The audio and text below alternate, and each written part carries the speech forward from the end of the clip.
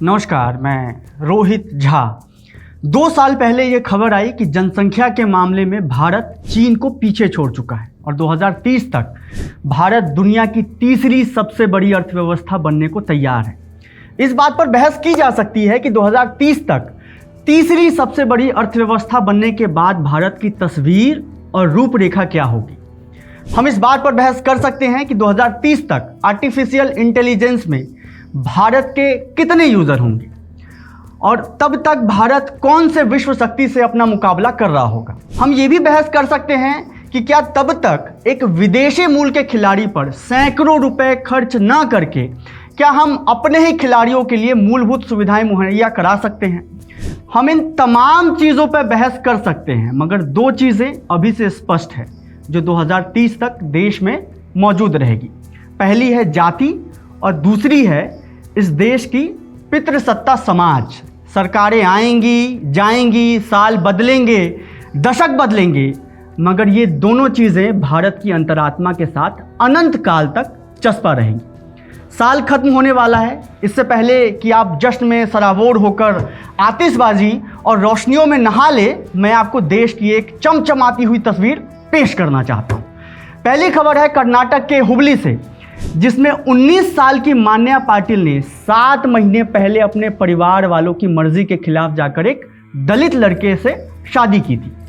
यह शादी मान्या के परिवार वालों को मंजूर नहीं थी, जिसकी वजह से इस दंपति को लगातार जान से मारने की धमकियां मिल रही थी, जिसकी वजह से मान्या और उसका पति गांव छोड़कर चला गया।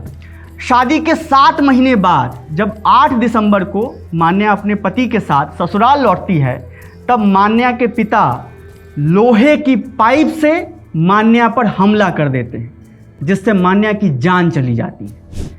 मौत के वक्त मान्या 7 महीने की गर्भवती भी थी। एक पिता अपने गर्भवती बेटी की सिर्फ इसलिए हत्या कर देता है क्योंकि उसकी बेटी ने एक दलित लड़के से शादी की थी। तो चलिए, है प्रीत जहां की रीत सदा, भारत का रहने वाला हूं, भारत की बात सुनाता हूं। एक दूसरी चमचमाती हुई भारत की तस्वीर आपको आज दिखाना चाहता हूं। राजस्थान के जालौर जिले के गाजीपुर गांव के एक खाप पंचायत की बैठक में फैसला लिया गया है कि जिसमें 15 गांवों के प्रतिनिधि मौजूद थे। फैसला क्या था? पंचायत ने सर्वसम्मति से यह फरमान सुनाया है कि 26 जनवरी 2026 से इन गांवों की कोई भी महिला या लड़की कैमरे और इंटरनेट वाले स्मार्टफोन का इस्तेमाल नहीं कर सकेगी। उन्हें सिर्फ साधारण कीपैड वाले फोन ही रखने की इजाजत होगी। समाज में बहू व बेटियों के पास कैमरा वाला मोबाइल नहीं रहेगा। मोबाइल फोन बिना कैमरा वाला जिससे बातचीत हो सके वह रख सकती है, जिसे सर्वसहमति से प्रस्ताव पास किया गया। पढ़ाई करने वाली लड़कियां पढ़ाई की जरूरत में अगर जरूरी लगे तो वो बच्ची घर आने के बाद मोबाइल अपने घर से बाहर नहीं ला सकती। शादी ब्याह या किसी भी प्रकार का सार्वजनिक समारोह में लेकर नहीं आ सकती। यहाँ तक कि पड़ोसी के घर भी लेकर नहीं जा सकती। पंचायत सदस्यों के मुताबिक घर में महिलाएं बच्चों को व्यस्त रखने के लिए अपना फोन दे देती है, जिससे बच्चों की आंखें खराब हो रही है। उसी वजह से ये फरमान सुनाया गया है। लेकिन असल कहानी कुछ और है। इंडियन एक्सप्रेस ने सूत्रों के हवाले से खबर दी है कि कुछ मामलों में लड़कियां घर छोड़कर भाग गई थी, जिससे परिवार और समाज में परेशानी हुई। और ऐसे ही मामलों को रोकने के लिए पंचायत की तरफ से ये फरमान सुनाया गया था। मतलब सारा मसला था कि लड़कियां भाग रही हैं घर से। अब मैं इसी संदर्भ में आलोक धनवा की कविता भागी हुई लड़कियां एक छोटा सा अंश पेश करने जा रहा हूं उसी कविता का। घर की जंजीरें कितनी ज़्यादा दिखाई पड़ती हैं जब घर से कोई लड़की भागती है। अगर एक लड़की भागती है तो यह हमेशा ज़रूरी नहीं कि कोई लड़का भी भागा होगा।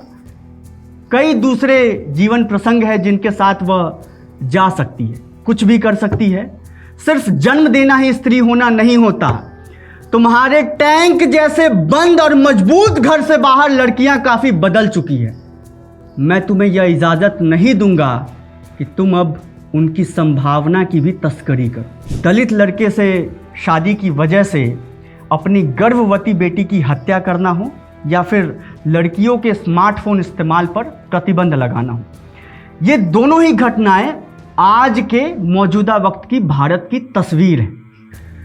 वो बताएंगे आपको कि भारत दुनिया की चौथी सबसे बड़ी अर्थव्यवस्था बन चुका है, मगर आपको इस देश के पितृसत्ता व्यवस्था पर अड़े रहना है। मैं आपका मज़ा खराब नहीं करना चाहता, मगर इस देश की सत्ता और पितृसत्ता ने सचमुच इस देश का मज़ा खराब कर दिया है। इससे पहले कि आप विमेन एम्पावरमेंट का ढकोसला करके अपने अंग्रेजीदा सौंदर्य प्रेम में ये कहने लगे कि oh come on Rohit, why are you presenting such negative news when there is so much positivity around, तो मैं आपको इस देश में महिलाओं की स्थिति दिखाने के लिए चुपके से ये खबर सुना दूंगा।